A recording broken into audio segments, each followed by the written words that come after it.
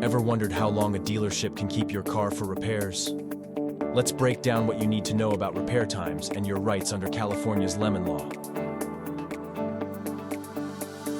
In California, the law requires that dealerships and manufacturers be given a reasonable amount of time to repair your vehicle.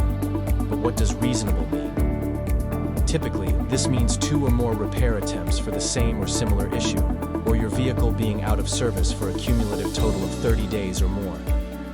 If the car has a substantial safety defect, less repair attempts are needed. The 30-day rule is crucial.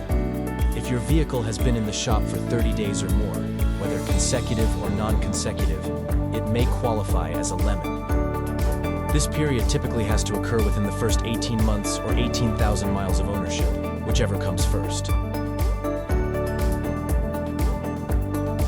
While your car is being repaired, make sure to document everything. Keep records of all repair attempts, including dates, the nature of the problem, and any communications with the dealership, including the name of the service technicians who worked on your car. This documentation is essential if you need to pursue a Lemon Law claim. If the dealership can't fix the issue after a reasonable number of attempts, or if your car has been out of service for 30 days or more, it's time to take action. You may be entitled to a refund, replacement, or cash compensation under California's Lemon Law.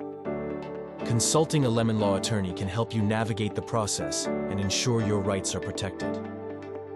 An experienced attorney can guide you through the necessary steps to get the compensation you deserve.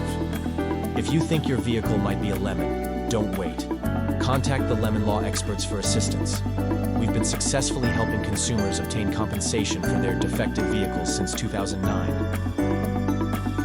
We can help you navigate the process and ensure you get the justice you deserve. Call us at 877-721-4716 today to learn more.